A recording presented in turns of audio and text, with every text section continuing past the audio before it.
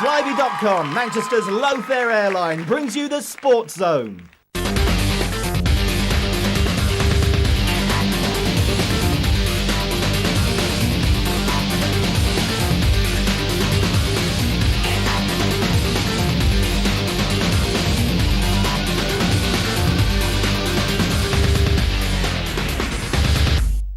It's fun, it's fast, and it's furious. This is the Phoenix Ice Hockey Show.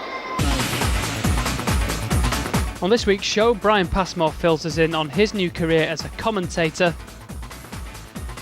And the Phoenix take on old rivals, the Sheffield Steelers, in the BMI Baby Elite League. Before then, a look at Saturday's results. Newcastle Vipers lost out in overtime 5-4 to Basingstoke Bison.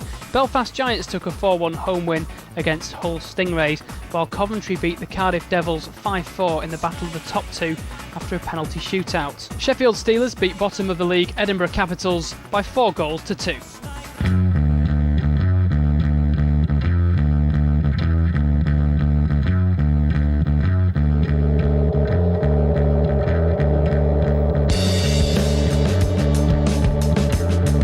My father played when he was younger, and in Canada, growing up as a kid, a lot of young kids get into hockey, and that's one thing my dad gave me a choice. It was either karate or hockey. He was reading the paper one morning, I remember it, he just came up to me and said, "Do you want to get into hockey?" And my dad had a few friends at the time that were getting their kids involved, so he just taught me how to skate and then gave me a stick and I started to play. Oh, the chances of you making it professionally are probably 2%. I mean, there's so many kids that play hockey back in Canada, and the chances of you to become a pro is just so, the cards have to fall in the right places, and you have to work extremely hard, sacrifice. High school parties, I can remember in high school, I couldn't go to high school parties on Friday nights because I had a hockey game. But those are the sacrifices that I gave up to be where I am today. It started when I was 14. You had to make a decision. You can either go to the university route in the United States, or you can go to the major junior route in Canada. And the quickest way for you to get to the NHL would be to play major junior at a young age. And I took that route and was lucky enough to get drafted when I was 20 years old. And it just didn't work out there. So I went back to school after that, and then decided to turn pro after my college was finished. It was a great experience, beautiful place, Littlehammer is, and quite a good hockey town. I didn't know that going in. They had a really young team, and at the time they were rebuilding their program. So the team kind of struggled a bit. Our record was like 5-25 maybe at Christmas time, and I wasn't happy. They were just losing all the time, and it just seemed like I was looked up to so much for leadership that it was pretty tough with the language barrier and everything. And especially around Christmas time, it was just kind of one of those situations where I wasn't happy off the ice as well. So I decided to go back to Augusta where I was before, and had a good second half of the season and was much happier. Well, I spoke to a lot of my friends from back home in Canada this summer, and a lot of my friends actually that came here to play in this league, a few in Manchester. We talked it over in the summer and thought it'd be a great experience to go over with friends and people you knew. And I talked to Coach Tony Hand a couple times on the phone, and he kind of gave me no worries before I came over. And with the language barrier not an issue, I thought it'd be a great place to come. It's everything I thought it would be. I mean, the lifestyle is just great. Like the nightlife's good on the weekends after games, and I just like all the teammates, and just the kids from Britain actually are just great kids to get to know. And I mean, their sense of humor is different, which I'm getting used to still. And they like our sense of humor as well. So I mean, we get along great, and it's just everything I thought it would be. And I would play here for a few years. I love playing hockey, and I don't see myself not playing next season, or unless knock on wood, injuries prevail. But I'd like to go see the world a bit more. Maybe, you never know. After this season, I hope to come back. Maybe, who knows? But we'll see when I get to that road. Well, anyone that knows Brett, he's an outgoing guy, and he's a big guy as well. So I mean, he's kind of right now, I call him my chauffeur. He was here last year, and he was driving around quite a bit. So I'm not used to driving on the other side of the road quite as good yet. So he's my personal chauffeur and bodyguard at the same time. Brett's bad points, he never rinses off his dishes when he's done eating. And basically the rules that we come up with in the house is that he cooks me all my meals and I do the dishes after. It works out pretty good. Yeah, we get along pretty good. We've known each other before when we came here, so I mean, we get along good, and it seems like we do everything together, which is, yeah, married couple, you could say. You can tell inside jokes to people, and people don't get mad, so just laugh it off. But yeah, we have quite a few laughs. But at the same time, we know when to step on each other's toes and to pick up our socks and be a little bit serious at times as well. That just came up to me. Scott Bassick gave me a call one day, and he just asked me if I'd be interested. No one else wanted to do it. So I mean, back home in Canada, all you do is watch hockey highlights. So I mean, I don't think it would be that hard, but it's actually pretty fun. I do have a few family members that are actually in. I think one of them's going to school for it, but it could be something. I mean, I don't think I have the personality for it, but we'll see. You never know. I love hockey, so anything to do with hockey, I will do it probably. 10 years. Hopefully coaching hockey somewhere, maybe running a hockey business, something like that. I don't know, anything to do with hockey, I think that's what I'll be doing for the rest of my life.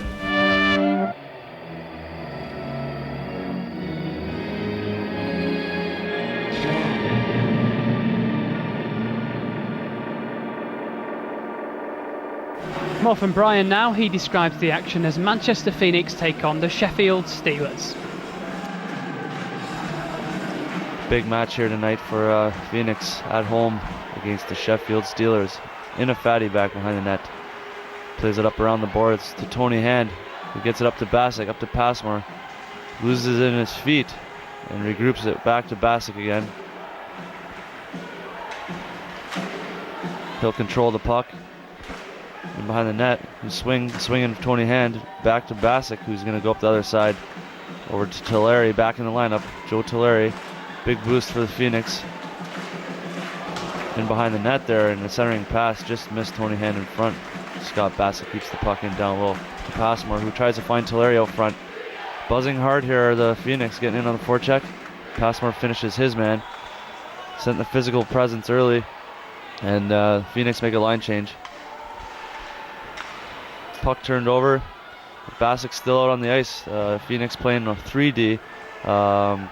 And Carl Graham has actually been asked to play much more due to the injury of Jeff McMillan. Kluche out front. Coming in on the back check as Mangos dumps the puck in, and they're going to get back in on the forecheck. Kluche gets to the puck first, and he dumps it down in low to Luke Stoffaker, who's battling hard in the corner. Kluche comes in to help out. Early pressure here by the Phoenix. Sean Stark, who's a high man. And they'll try to bring in something into the net here. Back to the point. Mangos gets it and just keeps it down low in the zone. Stoffaker moving it around. Back to Mangos. That didn't hit the net. And nice hit there by Stoffaker behind the net, but back the other way come the Steelers. Is this going to be an icing call? No, yes it is an icing call, as Carl Graham got back there with good speed to touch for an icing. Swinging behind their net are the Steelers as they pick it up and bring it up ice with speed. Hits the line, and Bassick stands his man up. Great hit by Scott Bassick there. And now the Steelers will regroup. Bassick hits his man again, and he goes for a yard sale there with his glove and stick falling everywhere. Bassick's just hammering everybody out here. Plays in the Phoenix zone. You can see earlier here how the Phoenix coming out with a physical presence in this game. Somewhere in a fatty intercepts the pass, and Bassick goes for another hit.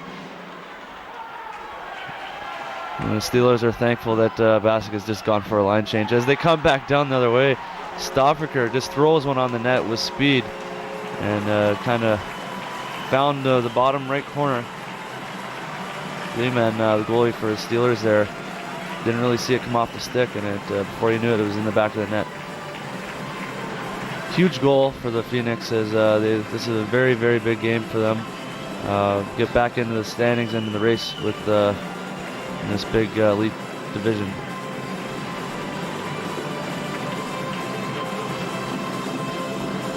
Stoffaker's got to be pretty pumped up with that goal. He's second in as many games there. You can see he was getting hooked a little bit as on the replay. He just threw it on the net, and it beat the goalie on the short side. Close got right upstairs. Steelers break out the long stretch pass. They try that quite often, and Finnerty is going to pick it up as Omar Nafati rubs his man out. They're battling down low in the defensive zone. Stark is pinning his man on the wall, trying to contain them, not give them any time and room as Steelers continue to apply the pressure here. They throw it out front, and the Phoenix just cleared the zone here. Nafati flips it up and into the neutral zone. As the Steelers go back into their zone and collect the puck, they're going to try bringing it back up again. Dump back into the Phoenix zone. Carl Graham just throws it along the wall. And you can see here the Phoenix are just trying to keep the Steelers on the outside and not give them any quality opportunities in front of the net, as there's a little mix-up here after the whistle. Phoenix are pretty ticked off because someone gave Fankhauser a little nudge there after the whistle, so just trying to protect their goaltender and let the Steelers know that they're not going to be pushed around tonight. So things are sorted out here, and it's back in the Phoenix zone. Tony Hand covering his man. Back to the line. They're killing a penalty here as it comes around the boards. Passmore trying to get it out. Went off, took a bad hop off the boards. Back to the point of the Steelers. And up ice. Tulare takes a slap shot from 2 seconds left from his own blue line. Nice save by the Steelers goalie, as that's the end of one period. 1-0 Phoenix at home. More next.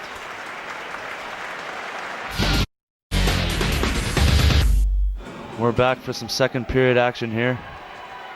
1-0 Phoenix are leading after the first. Passmore giving a forecheck. And they're just playing in the neutral zone. Just trying to figure out which team's going to forecheck here, as Bassett gets it up on the wall to Tulare. Gives it to Tony Hand as they get the line. He dumps it in as Tulare comes in hard on the forecheck. Sarich beats him to the puck as he's going to carry it up out of the zone. And over the zone, Talbot comes in with a slap shot. Just missed the net wide and goes around the boards. Passmore drops for Tony Hand, who hits Tulare coming in over the line. Tulare does a spin, pulls back to Tony Hand, throws it in front, and Passmore is tied up with his man. Tulare falls into the corner. Steelers pick it up, and they're going to come back up the ice. Passmore giving check on the back check. Picks up his man. Legui stops, fires, and shoots from the outside, and Fankhauser will stop those all day. It's not too bad when the Phoenix can give up a shot from the outside. I'm pretty sure Fankhauser likes it when he gets those shots from up top. There's another one. Fankhauser easily directs it to the corner. Back to the point again. Steelers must be on a power play here as they're buzzing around in the Phoenix zone. Omar Nafati clears it around the boards. His Passmore gets the puck out, but takes a huge hit. And you got to pay the price to get the puck out there when you're killing a penalty. Passmore easily looks pretty ticked off. He's looking for someone now as they come in over the line. Stoffaker drops for Passmore, who gets a off-balance shot on the net. It goes to the corner. Stoffaker buzzing around. Passmore finishes his check and goes for a line change. Fresh legs out there for the Phoenix as the Steelers are complaining about a penalty there as Stoffaker ripped the helmet off of, I believe it was Hewitt for the Steelers. Play continues. Tony Hand does a good job covering his man. The puck comes out of the zone and back into the Steelers' end. Tulare pulls up and shoots. And Lehman, the goalie for the Steelers there, just holds it up and gets a whistle as they pick up some of the debris on the ice. Up ice come the Steelers. Legui is going to carry it in with speed, just dumps it in. Fankhauser steers it to the corner. So Omar Nafati's in tight checking on his man. Point shot there, tipped in front. Fankhauser stopped that one too. A lot of rubber coming Fankhauser's way as he covers up his own rebound. A great rebound control there by Fankhauser. And the Phoenix tie up all their sticks in front so they can't get another whack at it. Seems like they're getting a lot of shots, the Steelers are, from out from the points, but no one's in front tipping them home, so that's a good job by the Phoenix. Blocked shot there by the Steelers as they're going to come in on a fast break. Omar and Afadi, one-handed little reach for the puck, and Fankhauser comes up big again. Omar and Afadi's getting called for a penalty there, if you could believe that. One-handed little hook there. So the Phoenix will be killing this penalty off again. And now they're actually on the power play right now as they turn the puck over. Mangles is back checking hard on his man as Finnerty comes up over the line. Does a tight turn on Bassick. Bassick loses his edge, falls down. Finnerty's just going to walk out front all alone. Or was that Hewitt? That was the Captain Tate, sorry.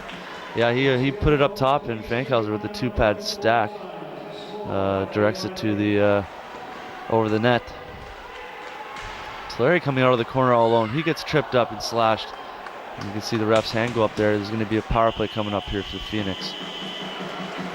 And the period ends. So coming back into the third, Phoenix will be on the power play. 1-0 after 2. Back in third period action here. Phoenix are trying to kill some time off that clock with their lead they have still, 1-0. No lead is safe though, so they got to keep playing hard. The Steelers come back up the ice. Infinity comes in short side. Oh, and he just gave Fankhauser a whack, and Kluche is not happy about that. Kluche decks his man. No call by the ref either. You can just see their Phoenix are pretty ticked off there. You don't touch their goaltender. Fankhauser's out of the crease. He's exchanging words with the player that did it, Finnerty. Kluche took care of him though, so now we're going to sort out all the penalties. And Tony Hand's going to come in over the line with a slap shot. That gets blocked, and back up ice come the Steelers. Passmore for checking. He finishes his check. Tulari's going to bring it to Tony Hand, who throws it in, and Passmore's going to go give a forecheck. Here come the Steelers. They're coming to bring it in over the line. Slap shot. Fankhauser steers it towards the corner again. Stoffaker gets the puck out. Tulare chips it by his man, regroups it with the D. And everyone's covered as Tulare goes for a line change. Whoa, lost man coverage there. There's a man come into the zone late for the Steelers, and no one seemed to pick him up as he walked right down the middle and fired a low shot at low blocker on Fankhauser. And nothing much Fankhauser could do about that one. It was a great play by the Steelers and missed coverage there by the Phoenix. 5 minutes left on the clock now, and Phoenix must be thinking, oh no, here we go again. It just seems like this Steelers team is one team that the Phoenix have a hard time putting away, putting the nail in the coffin, as you should say. But here we are, 1-1, and a little bit of a test to the character of the Phoenix here. It's Passmore is forechecking hard. Sarich, who's dangerous with the rush, comes in and throws a low shot. Fankhauser steers it behind the net. Tony Hand covers this man as he carries the puck back up ice to Passmore. Passmore, who gets it in over the line, takes a slash there from Sarich. And now with just 2 minutes left in the game, the Phoenix will go on the biggest power play probably of their season, you could say. You got to get the power play going. If you're going to win games, you got to score on the power play. So 2 minutes left in the game. We're going to have a power play coming up as Sean Stark's unit comes out with Luke Stofferter and Brett Kluche. Going to try to get something going. Sarich not too happy with that call. Sean Stark loses his draw. Tulare is now out there with that line. As you see, it's coming up the boards as Bassick with an off angled shot. They just clear it right back down the ice. As Inifati carries it up to the line. Tulare just tips it in the zone. Goaltender comes out to play it for the Steelers. Puts it right on the tape of Sean Stark, who misses first and then makes no mistake on the second one. Kind of a gift. Christmas came early for Sean Stark there.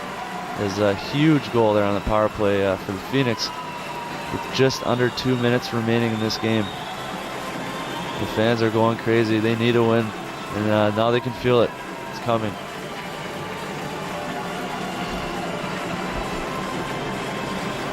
You see the replay here. Kind of a knuckle puck. Starkey puts in his own rebound into the open net. And as we see here, gloves are dropped, fans are on their feet. Guys just chucking the knuckles here. You can see Stoffaker, the little guy, he's throwing hard. Oh, there's a connector. Trying to get the helmet off there is Hewitt. Hewitt and Stoffaker are about the same size, but these little lightweights, they can throw. You can just see how strong Stoffaker here he is. He's trying to hold off Hewitt, who's trying to get at him. He's trying to get his helmet off so he doesn't cut up his fingers. The refs are waiting to see when they can get in here. Stoffaker says he's not done, but there you can just see there. The fans are going crazy. They like the fighting. The crazy-eyed. He's not done. He's looking for him again.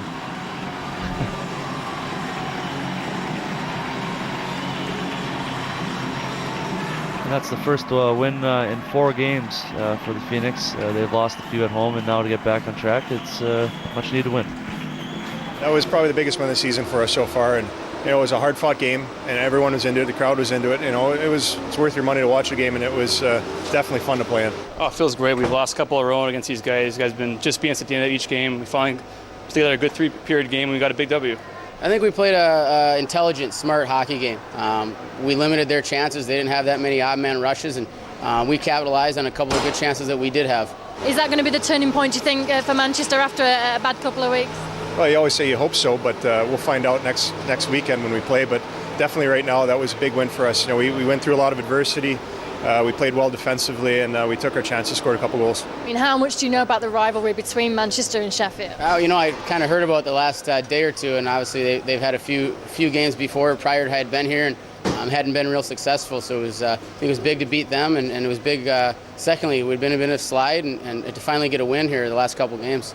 How do you find Lucas fitting in with the team now? You assisted him, and you scored that last crucial one as well. We're fitting very well. We actually played together all of last year also, so I know him very well. And we just scored a goal tonight, which helped the team win, and it's obviously a plus. Is this going to be the turning point for Manchester after a bad couple of games? I hope so. We've lost a couple in a row, so probably come here and win a bunch in a row and start getting back in the standings. You made some excellent and very crucial saves in that game, earned you man of the match as well, which you must be happy about.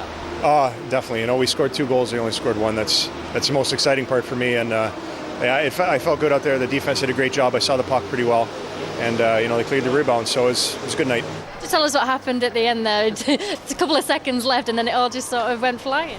Yeah, well, few choice words that they say too much in front of their locker room, but he said a few words throughout the game, and at that point the game's out of hand, so try to have a little fun. Hopefully the fans liked it. All part of the game, eh? Yeah, all part of the that's hockey for you. Elsewhere on Sunday, Edinburgh lost 5-4 to Nottingham. Coventry Blaze kept up the pressure on Cardiff at the top of the league table, inflicting a 5-1 win over the Hull Stingrays. Meanwhile, the Devils beat Newcastle 4-3, and Belfast also recorded a win against Basingstoke Bison. As for the standings, Cardiff and Coventry lead the way on 33 points, while Manchester remains 7th on 17. Well, that's it for this week. Join us again next week for more action on the ice. We'll see you then.